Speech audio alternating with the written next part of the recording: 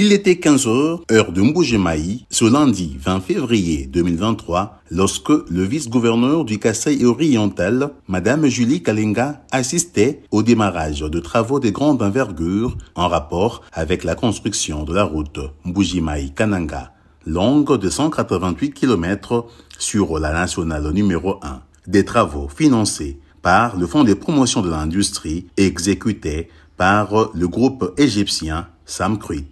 Démonstration faite, l'un des engins de Samcruit, en l'occurrence la pelle excavatrice, a déchiré la terre aux environs du célèbre rond-point connu par tous les habitants de Mbuji-Mayi. Nous citons le rond-point Petrombu, sous l'œil observateur des habitants de Mbuji-Mayi qui ont salué cette action.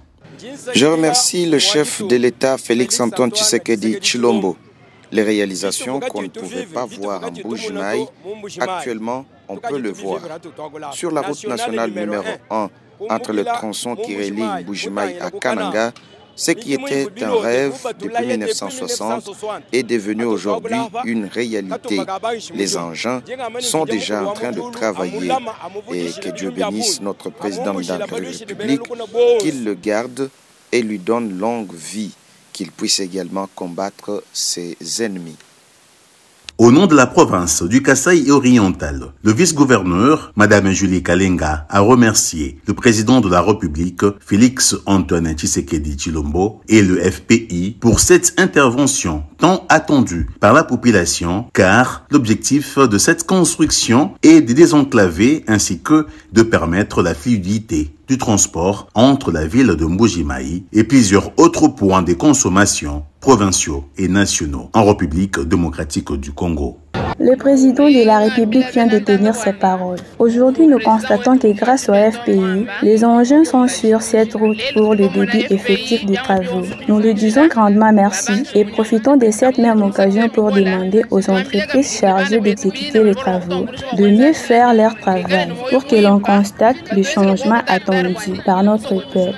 Il s'agit de la nationale numéro 1, elle-même jusqu'à Kinshasa en passant par Kananga. Donc, si elle est totalement construite, nous vivrons des changements sur tous les plans, car les vivres pourront être acheminés sans difficulté et nous pourrons également facilement nous déplacer. Du côté du FPI, l'un des cadres de cet établissement public, François Mpwila Mukendi, qui a reçu le mandat du directeur général, je cite, Bertin Moudimou Tshisekedi, de suivre l'évolution de ce projet au quotidien, il a rassuré la population est-kassaïenne de la détermination du FPI de mener ce projet présidentiel jusqu'à bon port. Nous avions connu des difficultés parce que nous sommes dans un espace enclavé.